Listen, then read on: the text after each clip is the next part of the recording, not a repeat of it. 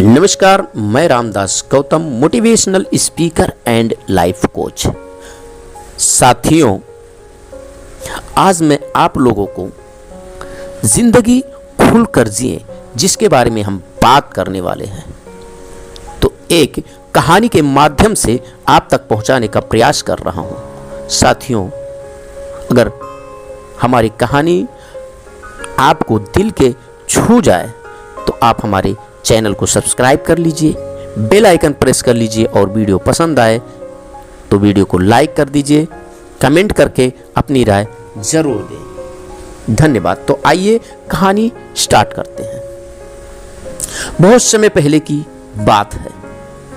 एक राज्य में एक राजा हुआ करते थे और उनके पास एक वजीर हुआ करता था।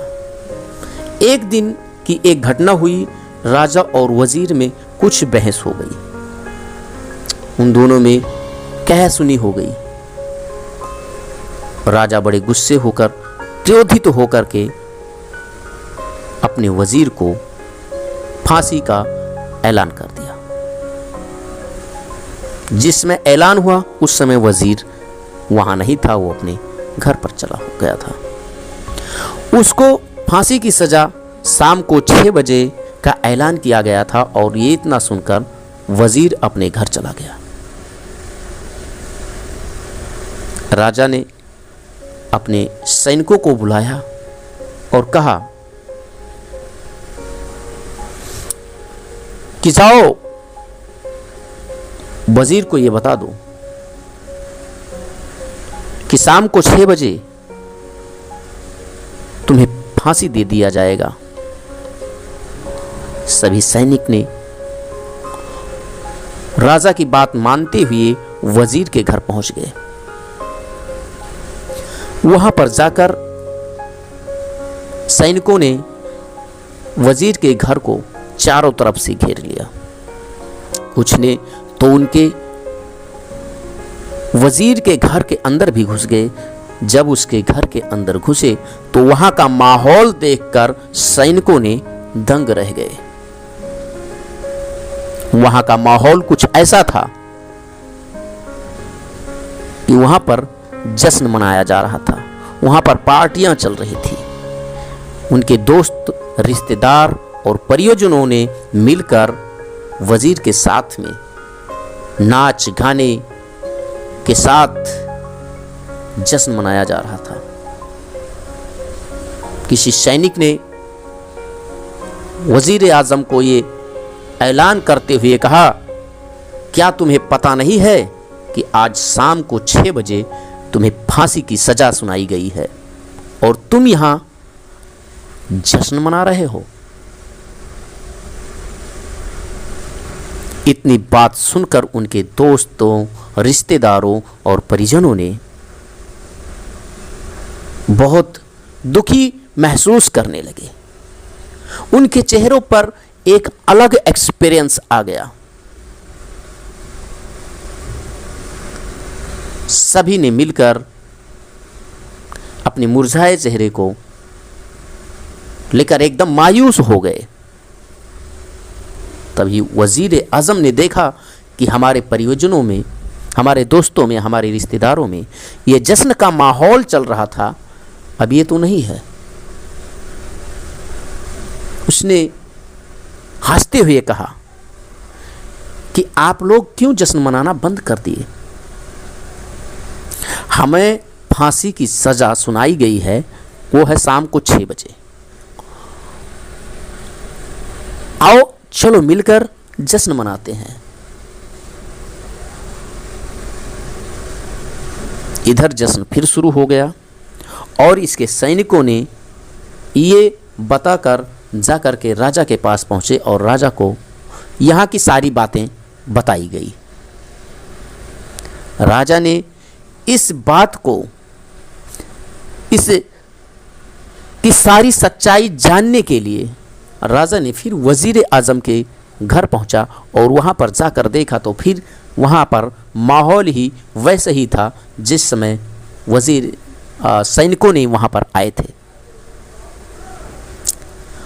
राजा ने एक आवाज लगाई वजीर आजम, ये क्या चल रहा है?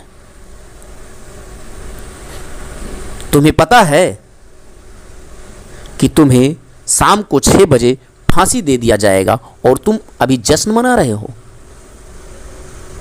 वजीर आजम ने मुस्कुराते हुए बड़ी नम्रता के साथ राजा से कहा कि महाराज, सबसे पहले मैं आपको बहुत बहुत शुक्रिया यानी धन्यवाद करता हूँ कि आपने हमारे फांसी का सज़ा शाम को 6 बजे मुकर्रर किया गया है।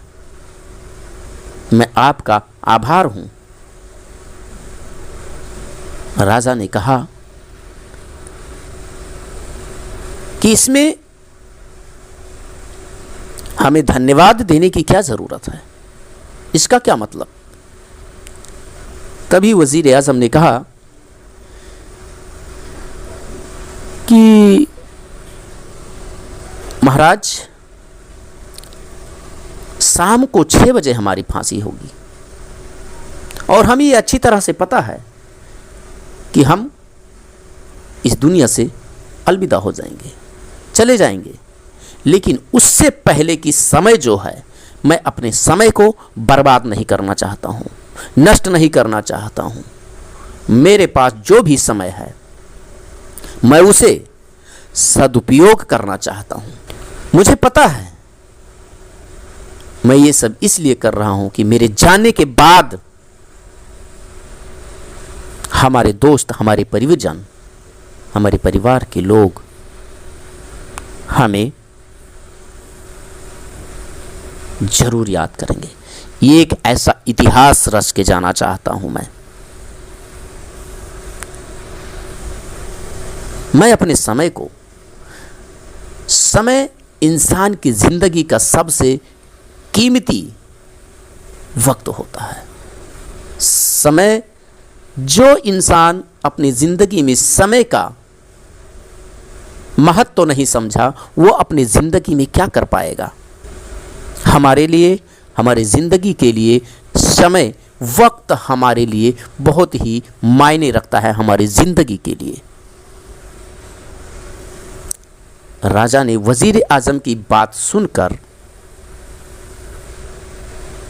विचलित रह गया, उसे आश्चर्य होने लगा और वहीं पर राजा ने वजीर के पीठ पर हाथ थपथपाते हुए कहा कि जिस इंसान को अपनी जिंदगी के समय को यानी वक्त का इतना महत्व है, उस इंसान को फांसी कैसे हो सकती है? उसे फांसी की सज़ा नहीं हो सकती। और मैं अभी इसी वक्त फांसी की सज़ा को वापस लेता हूं और तुम्हें माफ़ किया जाता है। इस कहानी से दोस्तों सीख ये मिलता है कि हम सब की ज़िंदगी में समय का महत्व बहुत होता है। जब हमारी ज़िंदगी में बहुत सी ऐसी घटनाएं घटित होती हैं, मुसीबतें आती हैं और हम उसी मुसीबत को बार बार दोहराते हैं और उसी में उलझकर अपने समय को हम बर्बाद करते रहते हैं। तो ऐसी परिस्थितियों में हमें अपने समय को बर्बाद नहीं करना है और हमें अपने समय को सदुपयोग करना है।